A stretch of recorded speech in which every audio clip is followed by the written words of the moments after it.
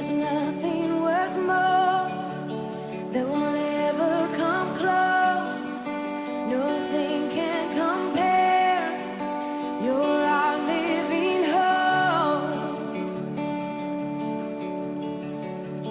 Your presence, Lord.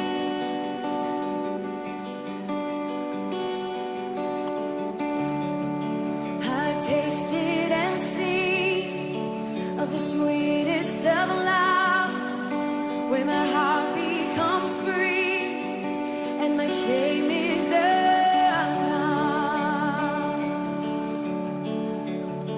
Your presence, Lord.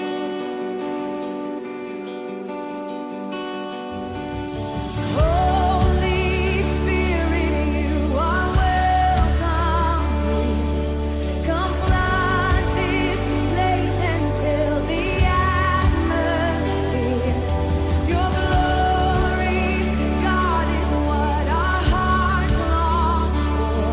To be overcome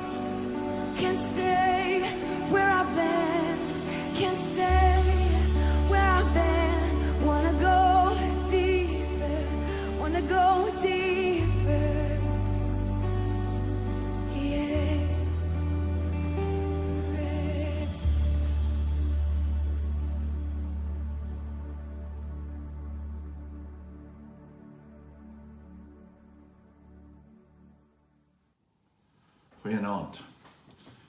Wat 'n geniepsige weer het ons nie op die oomblik in Polokwane nie. So lekker om in hierdie Pinksterweek saam met jou harte te kom voorberei en net sommer te kan sê, kom ons raak rustig. Ons het geluister na ons nuutste uitsprake van ons president.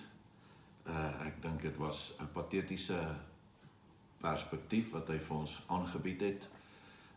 Maar ons gaan vorentoe, want die Here wil ons in 'n wêreld wat uitmekaar val, 'n wêreld wat stikkend is, wil die Here ons gebruik. Die Here wil jou gebruik, die Here wil my gebruik. En daarom is dit vir my lekker om vanaand rondom die woord met jou te kuier. 45 jaar gelede, gedurende hierdie week, het ek Heilige Gees begin beleef. Het ek iets bonatuurliks van die hemel in my lewe beleef. Ek het, meeste van u ken my storie, maar ek het 'n stoei gehad vanaf skool. Ek is gekatkiseer en deur die hele bedryf gegaan wat die kerk vir ons aangebied het, maar nooit by Jesus uitgekom nie. 1973 is ek tweede jaar besig met my studies vir elektroniese ingenieurswese en gedurende die Paasnaweek, dis nou 50 dae gelede, gedurende die Paasnaweek 1973 kom daar 'n man bedien in ons saal, in ons auditorium met die naam van Dan Bosman. En Dan Bosman begin vir siekes bid en ek sien vir die eerste keer in my lewe sien ek die krag van God gedemonstreer en iets roer in my hart en aan die einde van sy diens maak hy uitnodiging. Onthou, dis nou die donderdag voor die Paasnaweek en ek stap vorentoe om my lewe vir Jesus te gee op sy uitnodiging. 3 weke later toe is my lewe terug waar hy voorheen was. Lewe losbandig, lewe glad nie in 'n verhouding met Jesus nie. En so die naweek was 'n aanraking van die Here, maar dit het my lewe nie verander nie. In 74 hou die NG Kerk saam met Campus Crusade 'n groot uitreiking op Loftus, 1974 met dominee Mike Smits van die NG Kerk. Wat 'n prediker. En hy maak 'n uitnodiging aan die einde van 'n baie goddelike preek, maak 'n uitnodiging en ek stap vorentoe om my lewe vir Jesus te gee, saam met duisende ander. En so vir ons kry toe 'n traktaatjie, die 7 geestelike wette of die 4 geestelike wette, kan nie onthou nie. En in die traktaatjie, ek vat toe sommer vir my 'n paar kopieë en ek begin met my vriende praat en so oor 'n kwessie van 3 weke, 4 weke het ek 'n hele groepie bymekaar en ons praat oor die Here en 3 maande later is ons weer terug waar ons was. En in 75, 'n jaar later, kom trek die Heilige Gees weer aan my hartsnare en hy roer my en ek het die voorreg gehad om my lewe vir Jesus te gee een aand tydens 'n diens van die Hatfield Baptist Church onder Pastor Ed Rybert. My lewe draai om. 3 weke later word ek gevul met die Heilige Gees. 23 Julie 1975. En dit was die einde van die gestoei en die pogings en God het adres kom verander, hy het in my kom woon en hy het my lewe kom begin lei deur Heilige Gees. En ek wil vanaand met u bietjie praat oor Heilige Gees. Jy sien, ons sit met beperkte perspektiewe. Ons word of voorgestel in 'n God wat kwaad is en my wil straf, en as ek nie my lewe vir hom gee nie, gaan ek na die ewige hel toe en ek gaan brand en ek allerhande absurde foto's van 'n God wat kwaad is. Die tweede een waarmee ons stoei binne in die kerk is die beheptheid met hemel toe gaan. Ek wil hemel toe gaan. As hierdie COVID net verby kan kom, dat ons gaan wegraap, ons word weggeraap en ons gaan hemel toe. Dis 'n ander perspektief waarmee ons stoei. En op die dag van Pinkster het God dit so beskik dat die hemel aarde toe kom. Die disippels het leer bid. Matteus 6 vers 10 leer ons, Onse Vader wat in die hemel is, laat u koninkryk kom. Laat u wil geskied hier op aarde, hier waar ons is. En Jesus het in hulle 'n beheptheid gekweek met 'n alternatiewe lewenstyl. Jy sien, van die begin af was die idee dat Adam 'n vertoonvenster van God op aarde sou wees. Die tweede prentjie wat jy moet sien, God se droom was dat Israel tussen al die volke sou uitstaan as 'n vertoonvenster van die lewende God. En vanweë hulle sondige lewenswyse en ongehoorsaamheid aan God en rebelse hart, het hulle nooit daardie vertoonvenster van God geword nie.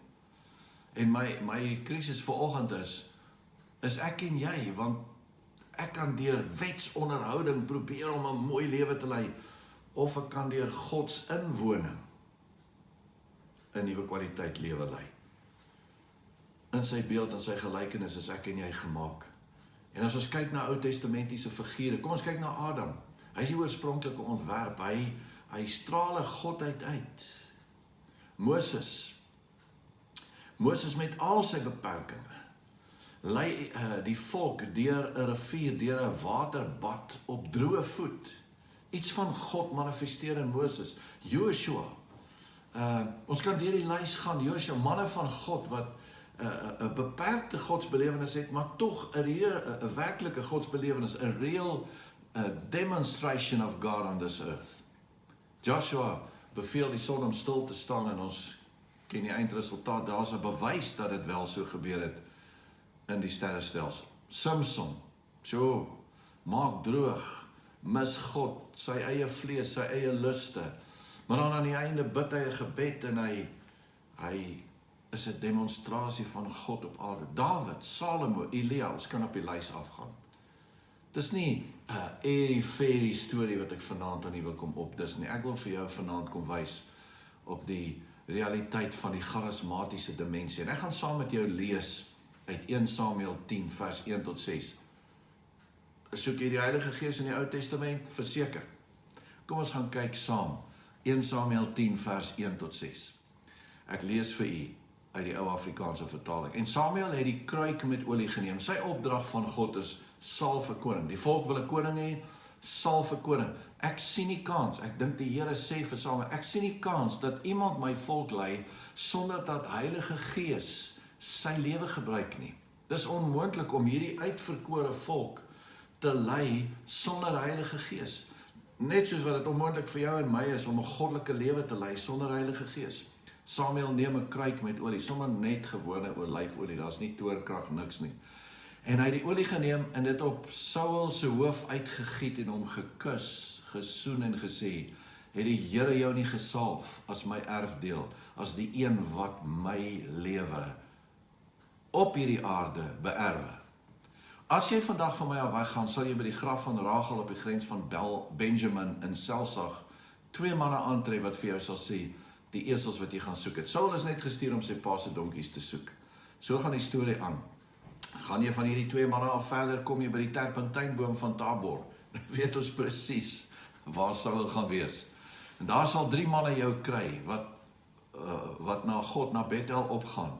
Een dra 3 bokkies, een dra 3 broodjies en een dra 'n sak wyn. En hulle sal na jou welstand vra en hulle sal jou 2 brode gee. Dit moet jy uit hulle hand aanneem. Daarna sal jy kom by Gebea van God, waar die wagposte van die Filistyne is. Hier waar die vyand vir homself 'n vesting gebou is. Moenie bang wees nie. Ek is met jou, ek is op jou, ek is by jou. En net soos jy daar by die stad inkom, sal 'n groep profete jou ontmoet wat van die hoogte afkom. Nou hierdie ouens moes vir 3 jaar lank na profeteskool toe gaan om te leer hoe om te profeteer. En voor hulle sal harpe en tamboeryne en fluitte en siters wees. En hulle sal profeteer. Hoor nou mooi, charismatiese dimensie. Sonder dat jy vir 3 jaar na die profeteskool gaan. 1 Samuel 10 vers 6. En die Gees van die Here sal oor jou vaardig word, sodat jy saam met hulle sal profeteer en, hoor nou mooi, in 'n ander mens verander word. Koms van die Heilige Gees, vat hierdie donkieboer se seun en God transformeer hom in 'n ander mens. As hierdie tekens vir jou uitkom, doen dan wat jou hand vind om te doen, want God is met jou. Terwyl jy hierdie salwing ervaar, kan jy jou hand uitsteek om werke vir God te doen, want God is met jou. Jy sien, ek wil hê jy moet ietsie begin optel. In die Ou Testament is God met jou, in die Nuwe Testament is God in jou. En jy moet voor my uit na Gilgal afgaan, en kyk, ek sal daar na jou afkom om brandoffers te offer. En net toe hy sy skouer draai, vers 9, om van Samuel af weg te gaan, het God sy hart verander, en al hierdie tekens het op hierdie dag uitgekom. God het sy hart verander. Heilige Gees, gee my skielik 'n nuwe lewenskwaliteit. So die eerste punt wat ek wil maak, 'n nuwe mens. Wanneer die Heilige Gees kom, is daar 'n nuwe mens. Samuel het die kruik met olie geneem en oor Saul gegooi en hy het verander in 'n ander mens.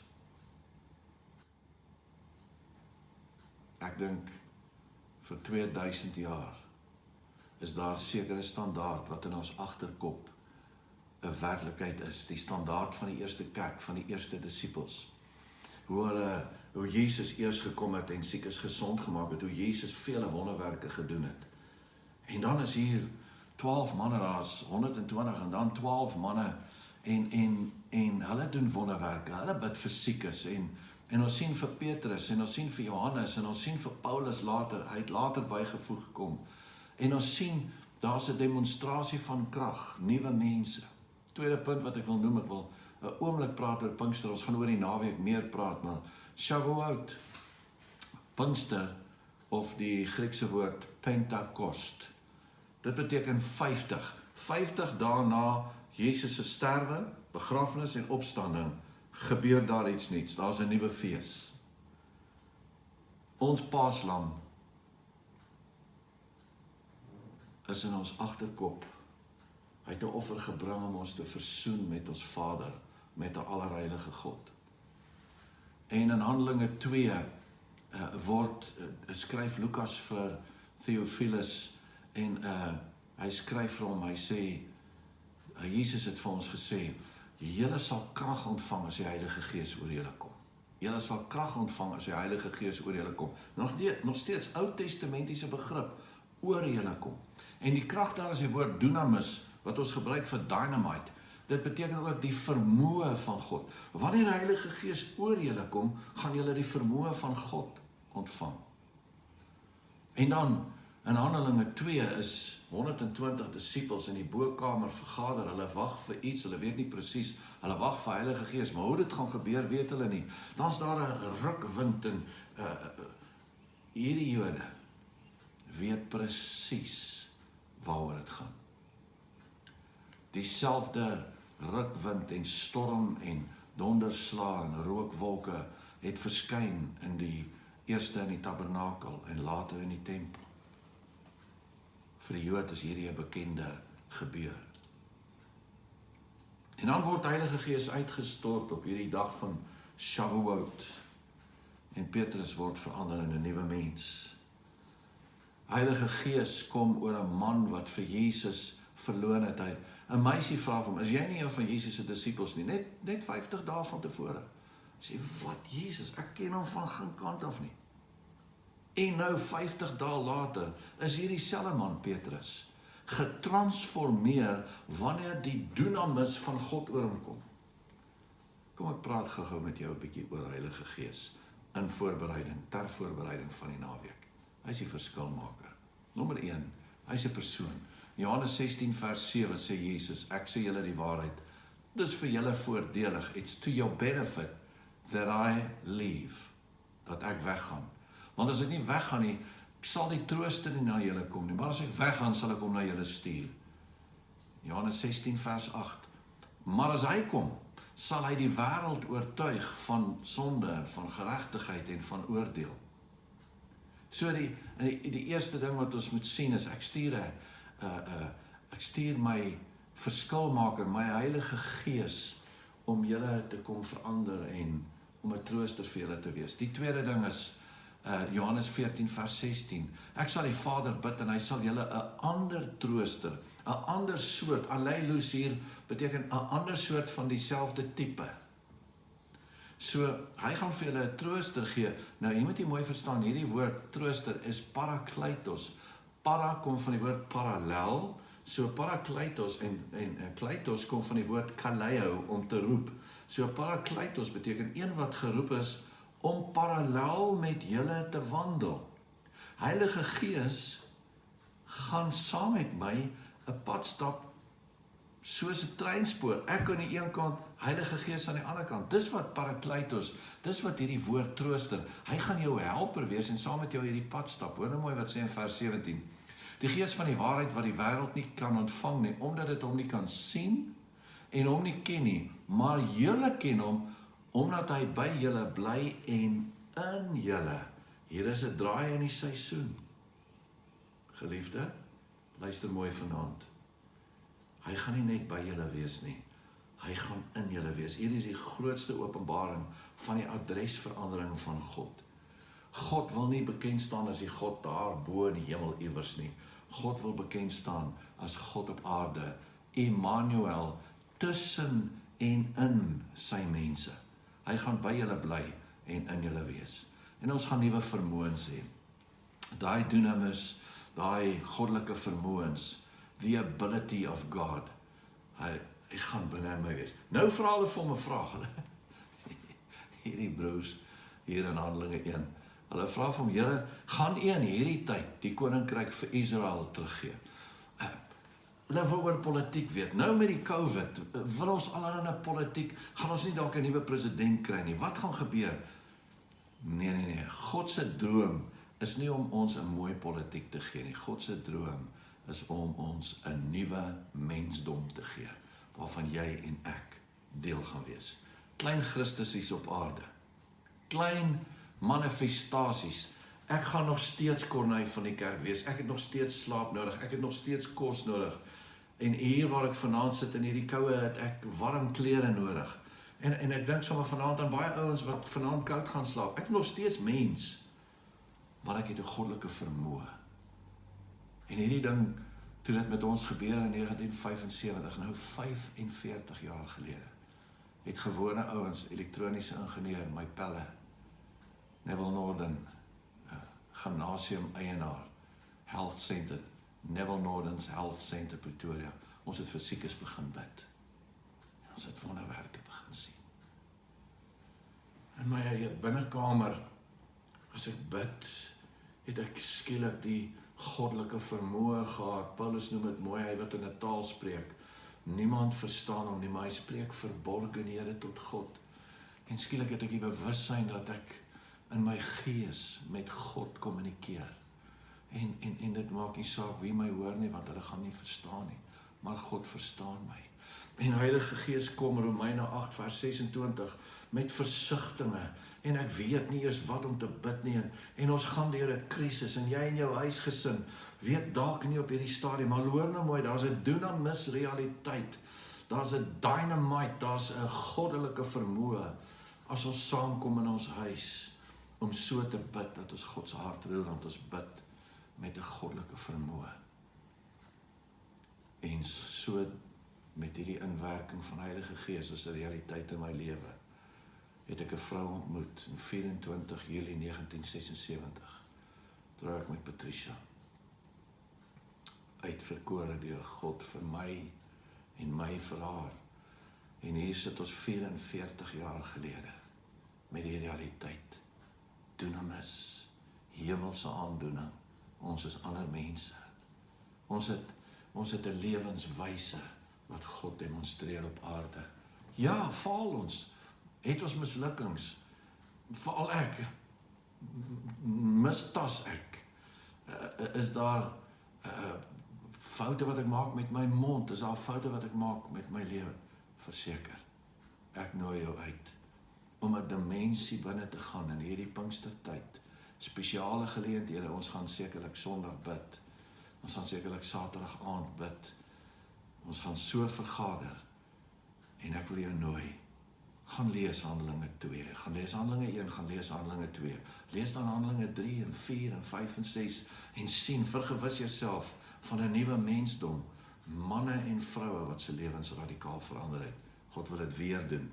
Hy wil dit hier in Polokwane doen. Hy wil dit vir jou en vir my doen.